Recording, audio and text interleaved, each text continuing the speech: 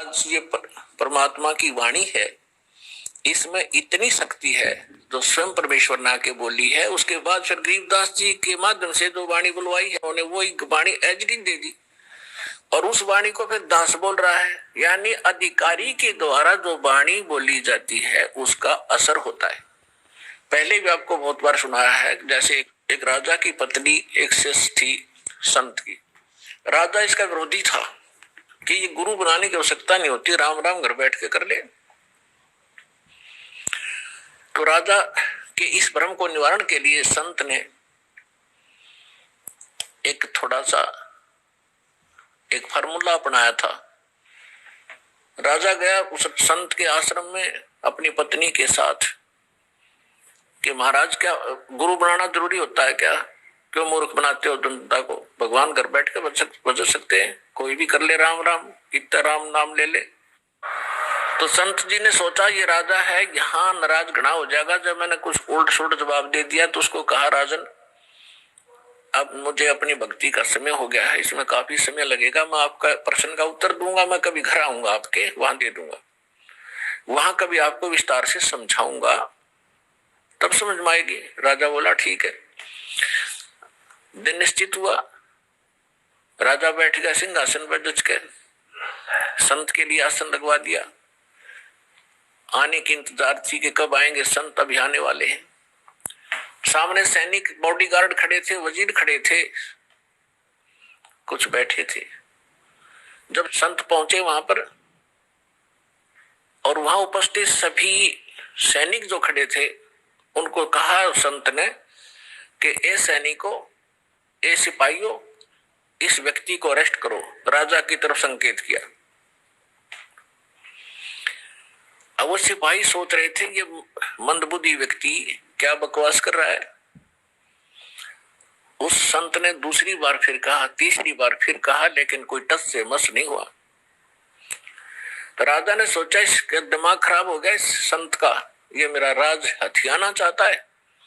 राजा ने कहा कि इसको अरेस्ट करो। सैनिकों को यही शब्द उसने बोले, यही वो संत बोल रहा था। राजा के कहते ही उस संत को 4-5 सिपाहियों ने आके जकड़ दिया। अगले आदेश की इंतजार थी, अब इसका करें क्या। तब संत ने कहा कि हे राजन, तुम घर आए व्यक्ति का ये ऐसा ही सलूक करते हो क्या? राजा ने कहा कि आप क्या कर रहे थे? कि मैं आपके प्रश्न का उत्तर दे रहा था कि आपका प्रश्न ये था, क्या घर हम खुद भक्ति नहीं कर सकते? गुरु की क्या आवश्यकता है? राजा ने कहा ये खाक उत्तर दिया तेने, बकवास करने लग गया कि नहीं सुनो जानते मुझे छुड़वाओ पहले। राजा ने कहा छोड़ दो, ने छोड़ दिए। कि जिस प्रकार जो शब्द मैंने बोला कि राजा इसको अरेस्ट करो, ये टस से मस नहीं हुए आपके सैनिक। और आपने वही शब्द एक बार कहा था, मुझे 4 पकड़ लिया आकर के। तो आपके वचन में शक्ति है, आपके बोलते ही ये क्रियावान हो गए। और वो शक्ति जो आप वाली है वो राजनीति वाली मेरे पास नहीं है। मेरे पास शक्ति है अध्यात्म की। ठीक इसी प्रकार जो वचन मैं बोलूंगा परमात्मा की शक्ति सब पर कार्यवान हो जाएगी और आप कहते रहना उसका कोई असर नहीं होगा। इसी से आप समझ लेना।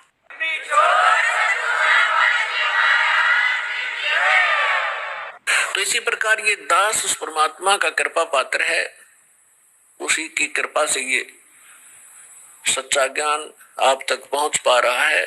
तो उस परमात्मा का आदेश और फिर इस दास के मुख से आगे चलेगा, ये सर्व प्राणियों का कल्याण करेगा। इसका तरीका देखो, परमात्मा ने कैसा एक अनोखा तरीका अपनाया है। कैसे चिप बनवा दी, मेमोरी कार्ड जिसको कहते हो, टेलीविजन प्रोजेक्टर बनवाए, इंटरनेट, वेबसाइट, यूट्यूब बनवा दी।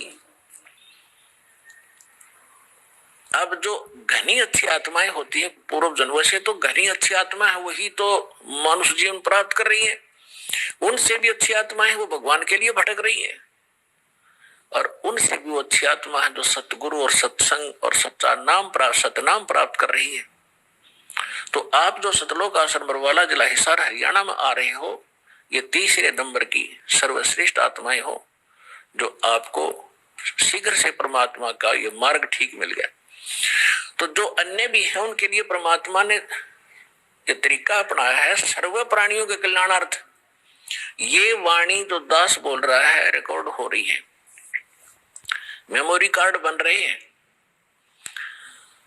टीवी पर चल रहे हैं, आप घर पर चलाते हो, पशु पक्षी भी होते हैं, चींटियां भी होती हैं, मच्छर माखी भी होती है, उन सब के ऊपर ये वाणी अपना प्रभाव करेगी। काल ने जैसा जुल्म किया था उतना ही उससे भी अधिक रहम अब परमात्मा ने अपनी आत्माओं पर किया है। चींटी से लेकर हाथी तक, रंग से लेकर राजा तक, ये सारे कबीर परमात्मा की बच्चे आत्माएं हैं। इस काल ने हमारा उलिया बिगाड़ दिया, हमारी दुर्गति कर दी, कुत्ते गधे सूर बनाकर हमें क्या डंगा खिला रहा है, और हम क्या खाते थे सतलोक में, कैसे रहते थे, कैसा सुख था वहां पर। अब आप तो भूल भाल गए, हम सब भूल भाल गए, भगवान ना के फिर जगाए, यथार्थ ज्ञान को बताया। उससे पहले काल ने परमात्मा और सतलोक का नाम लेकर, कबीर जी का नाम लेकर के, और फिर और दूना ज्ञान फैलवा दिया। तो ये सभी उस परमेश्वर की आत्माएं हैं, उनके लिए परमात्मा ने ये समय फिक्स कर दिया था कि चौथा युग जब कलयुग आई तब हम अपना अंश पठाए। काल फंद छूटे डर लोई, सकल सृष्टि परवानी खोई, घर घर देखो बोध विचारा, सत नाम सब ठोर उचारा। कलयुग बीते 5500 पाचा, जब ये वचन मेरा होगा साचा, कलयुग बीत जावे जब एता। परमात्मा ने कहा है कि सर्व प्राणी, सकल सभी प्राणी परम पुरुष पद चेता, परम पुरुष यानी परम अक्षर ब्रह्म पूर्ण परमात्मा के पद, पद यहां दो का बोधक है। एक तो गीता अध्याय नंबर 15 के श्लोक नंबर 4 में कहा कि अर्जुन, तत्वदर्शी संत की प्राप्ति के उपरांत तत्व ज्ञान रूपी शस्त्र से ज्ञान को काटकर उसके पश्चात परमेश्वर के उस परम पद की खोज करनी चाहिए, जहां जाने के बाद साधक लौटकर फिर संसार में कभी नहीं आते, यानी पूर्ण मोक्ष प्राप्त करते हैं। गीता अध्याय नंबर 18 के श्लोक नंबर 62 में कहा कि अर्जुन, तू सर्वभाव से उस परमेश्वर की शरण में जा, उसी परमेश्वर की कृपा से तुम परम शांति को और सनातन परम धाम, सनातन शाश्वत स्थान, उस स्थान को, उस परम पद को प्राप्त होगा। और यहां दूसरा पद का अर्थ है पद्धति। पद्धति माने परमात्मा के पाने की यथार्थ विधि, वो ज्ञान। तो परमात्मा कहते हैं कि कलयुग बीत जावे जब एता, 5505 कलयुग जब बीत लेगा, उसके पश्चात पूरे सभी सकल सृष्टि, सारे प्राणी परमेश्वर के उस परम पद के चेता होंगे। चेता माने जानकार, ज्ञाता। और सतनाम सब ठोर उचारा।